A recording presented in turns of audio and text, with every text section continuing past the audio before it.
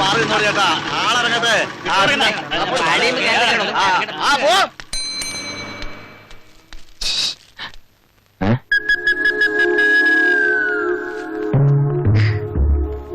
എത്ര നേരം ഞാൻ അപ്പോഴത്തേക്കും കത്തോടെ നിൽക്കാൻ തുടങ്ങിയിട്ട്.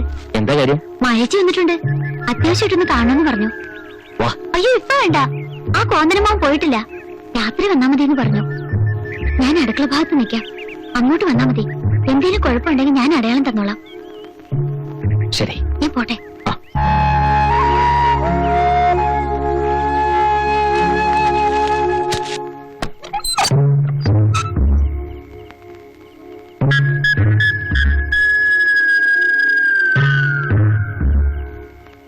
എന്താ മായേച്ചി, ഉറങ്ങണില്ലേ? അപ്പോഴേട്ടനെ ഇതുവരെ കണ്ടില്ലല്ലോ. ചേച്ചി വന്നത് അറിഞ്ഞിട്ടുണ്ടാവില്ല. അറിഞ്ഞാലും ചിലപ്പോ വരില്ല. ഞാൻ പറയാണ്ട് പോയാലും പിണക്കുണ്ടാവും. ഹേയ്, ഒരു പിണക്കും ഇല്ല. ചേച്ചി ധൈര്യമായിട്ട് കിടന്നുറങ്ങിക്കോ. നാളെ രാവിലെ അപ്പോഴേട്ടനെ ഇവിടെ ഹാജരാക്കണ കാര്യം ഞാൻ ഏറ്റു. നീയോ? ഞാൻ ആരാണെന്ന ചേച്ചിയുടെ വിചാരം? ശരിയായ ലൂസ് തന്നെ. ചേച്ചി ലൈറ്റ് അണിച്ച് കിടന്നോ.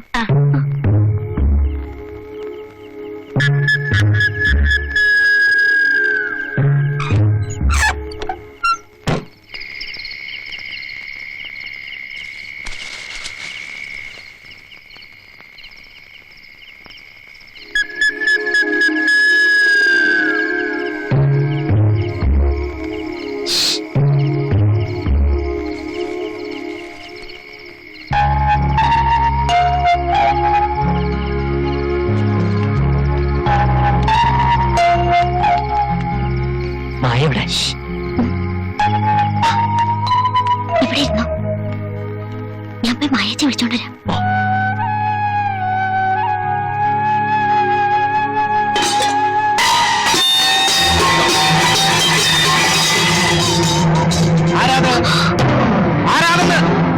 അയ്യോ ചതിച്ചു. എന്താണ്?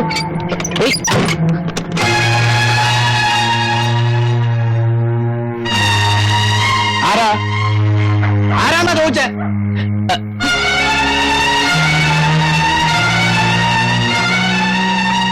ചോദിച്ചത് കേട്ടില്ലേ? ആരാകത്ത്? എന്താ അളിയാ? അമ്മുവിന്റെ മുറിയിൽ കുറെ നേരമായി എന്തോ ചില ശബ്ദങ്ങൾ. വാതിൽ തുറക്കാൻ പറഞ്ഞിട്ട് തുറക്കണമില്ല. അമ്മോ, അമ്മോ, വാതിൽ തുറക്ക്.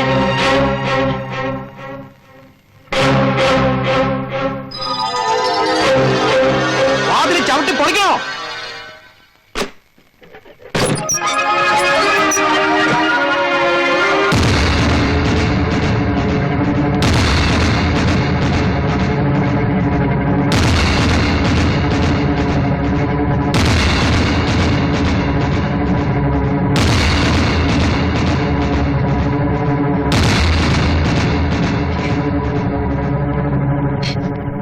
ചേച്ചി എന്നോട് ക്ഷമിക്കണം. അല്ല ബഹളം വെക്കണ്ട. നാട്ടുകാരറിഞ്ഞാൽ കൂട്ടത്തോട് ആത്മഹത്യ ചെയ്യാൻ വരും. അമ്മാവ, ഞാൻ പറയുന്നൊന്ന് കേക്ക്. നീ ഒന്നും പറയണ്ട. ഞാൻ ഒരു തെറ്റും ചെയ്തിട്ടില്ല. ഞാൻ പറയുന്നത് വിശ്വസിക്കും. നീ ഒന്നും പറയണടാ ചെറ്റേ. സത്യത്തിൽ എന്നെ ചതിക്കുകയായിരുന്നു. നീ ഈ കുടുംബത്തെ ചതിക്കുകയായിരുന്നു.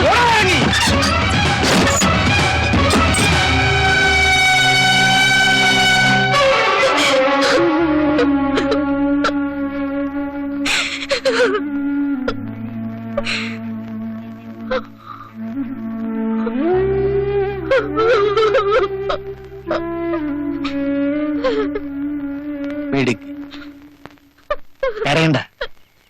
എല്ലാം എല്ലാവരുടെയും നല്ലതിനു വേണ്ടിയാ.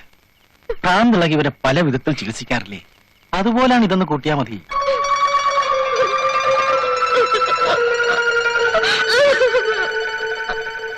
ഇത്രയും വേണ്ടിയിരുന്നില്ല. ഇത് കുറെ കടന്നുപോയാളിയാ എന്നിപ്പോ തോന്നും. കുറെ കഴിഞ്ഞ് തനിക്ക് ബോധ്യമാകും ഇതായിരുന്നു ശരിയെന്ന്.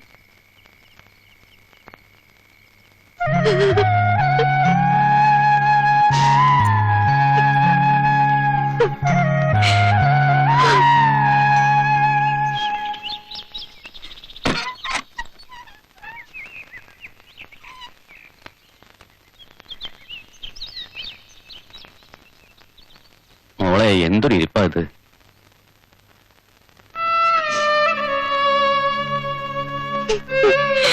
ഇങ്ങനെ ഇരുന്ന് കരഞ്ഞുകൊണ്ട് ഒരു ഗുണവുമില്ല. എല്ലാം ഒരു ദുസ്വപ്നമായി കൂട്ടിയാ മതി.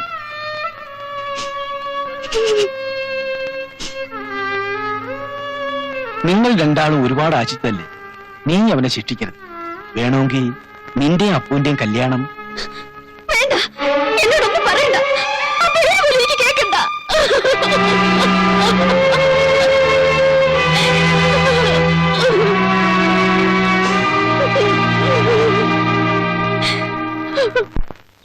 ഞാൻ തെറ്റൊന്നും ചെയ്തിട്ടില്ല അമ്മേ. അവള് ആ അമ്മ എന്നെ ചതിച്ചതാ. അമ്മയെങ്കിലും എന്നെ വിശ്വസിക്കണം. അപ്പോ നീ തെറ്റൊന്നും ചെയ്തിട്ടില്ലെന്ന് എനിക്കറിയാം. എനിക്ക് നിന്നെ വിശ്വാസമാണ്. അത് ഞാൻ നിന്റെ അമ്മയായതുകൊണ്ടാ. അതേസമയം ഞാൻ മായയുടെ സ്ഥാനത്തായിരുന്നെങ്കിൽ ഒരിക്കലും നിന്നെ ഞാൻ വിശ്വസിക്കില്ലപ്പോ. ആ ബന്ധം നമുക്ക് വേണ്ട മോനെ. നീ അങ്ങ് മറന്നേക്ക്. അറിയില്ലമ്മേ, എത്ര വർഷമായി ഞാൻ ഈ നെഞ്ചി കൊണ്ടു കിടക്കുന്നതാ. അപ്പോ മായനെ എല്ലാവരും ചേർന്ന് സംഭവിച്ചതാ അവളെ കൊട്ടാരത്തിൽ കൊണ്ടുപോകണത്.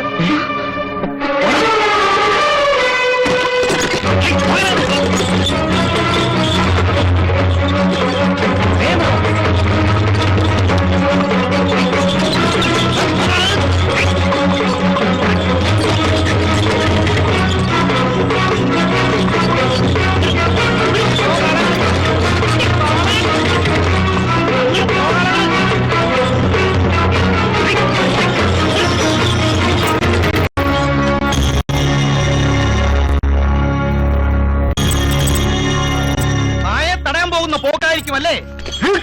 നിന്നെ കാരണം നാട്ടിൽ പെൺപിള്ളേർക്ക് ജീവിക്കാനൊക്കില്ല, അല്ലടാ പന്തയില്ലാത്തോനെ.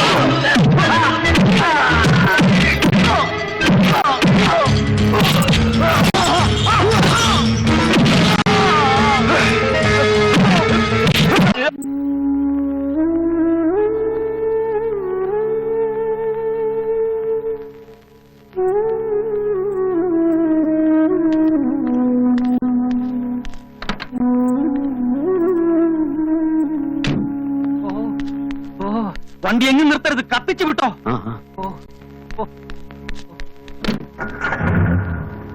വിട്ടോ.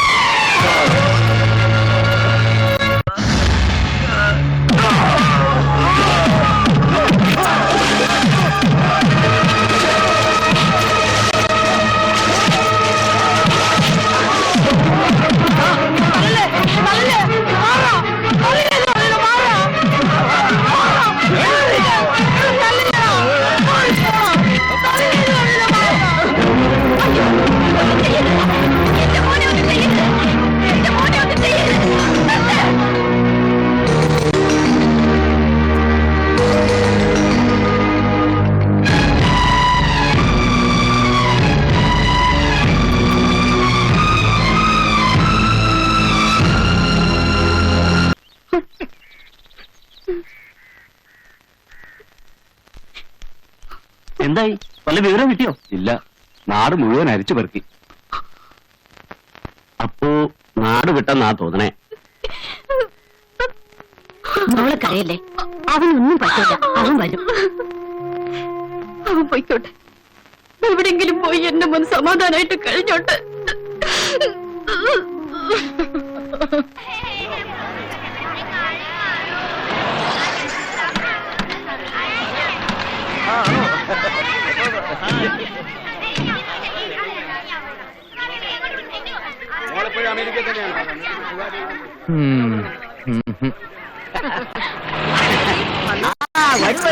യാത്രയൊക്കെ സുഖമായിരുന്നില്ലേ?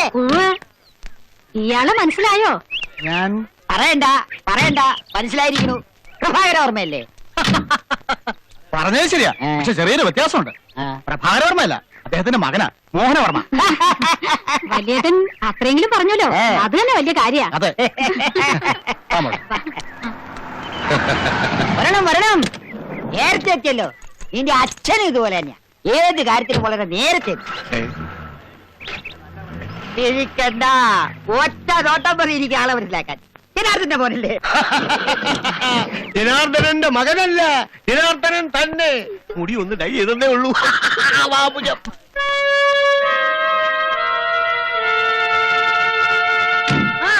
വലിയ മാമേ, എടാ ബാല, നീ അങ്ങ് വളർന്നു പോയല്ലോ. കല്യാണപ്രായം എന്ന് അച്ഛനമ്മ ഇങ്ങോട്ട് പറയണ്ടായി. അപ്പൊ തന്നെ ഞാൻ ജാതകം എടുത്തോണ്ടിട്ട് പോകുന്നു. എങ്കി പിന്നെ പെണ്ണിനെ കൂടി കൊണ്ടുവരായിരുന്നില്ലേ? കല്യാണം ഇവിടെ വെച്ച് ഇപ്പൊ തന്നെ നടത്താമായിരുന്നല്ലോ. പെണ്ണിനെ കൊണ്ടുവന്നിട്ടുണ്ടല്ലോ. ഇവിടെ അവകാശമാകാൻ പോകുന്ന പെണ്ണിന് ഇവനല്ലേ ഏറ്റവും യോജിക്കുക.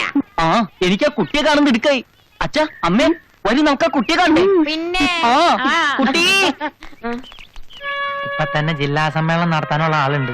സംസ്ഥാന സമ്മേളനത്തിന് ആളുകൾ വരുന്ന പോലെ പിന്നെയും വന്നോണ്ടിരിക്കുക. അതിനിടെ ചെന്ന് മായനെ തട്ടിക്കൊണ്ട് വരാന്ന് പറഞ്ഞ ജന്മത്തിൽ നടക്കുന്നതല്ല കേട്ടോ. കരുനാവ് പളച്ചൊന്നും പറയാതറ. ഇനി ഇവിടെ നിന്ന് എന്റെ നാക്ക് ഉണങ്ങി കരിഞ്ഞ് ശരിക്ക് കരിനാക്കാവും. ഒരു ചായ കുടിച്ചിട്ട് വരടാ, എന്നിട്ട് മായ നോക്കാം. എന്താ പരമേശ്വര, കൊട്ടാരത്തിനൊന്നും കിട്ടണ്ടായോ?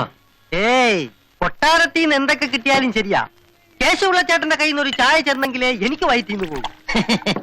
എവിടെ വരെ ആയി കൊട്ടാരത്തിലെ ഒരുക്കങ്ങള്? ഗംഭീരായിട്ട് നടക്കുന്നുണ്ട്. പടിയേറ്റിന്റെ ദിവസം ഇങ്ങ് എത്തിയാ മതിയായിരുന്നു. ആ ചടങ്ങുകളൊക്കെ കാണാൻ കണ്ണം കൊതിക്കുക.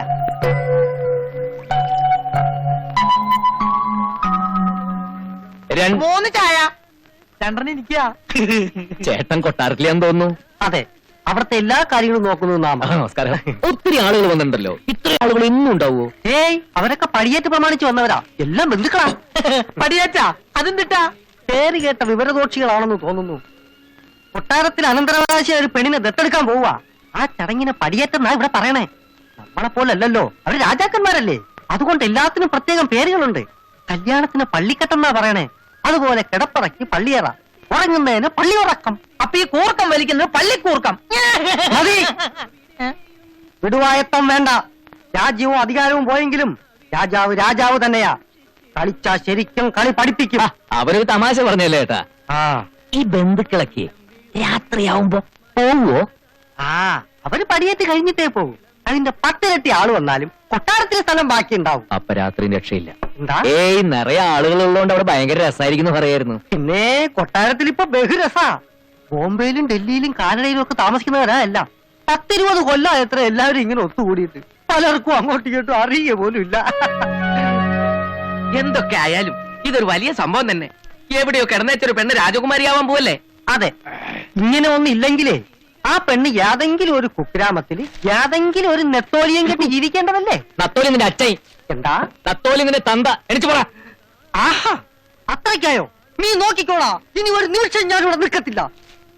ചേട്ടന്റെ കാശ് തന്നില്ല. ഏയ്, അവൻ കുടിച്ച ചായ എന്റെ വകയാ ചേട്ടാ.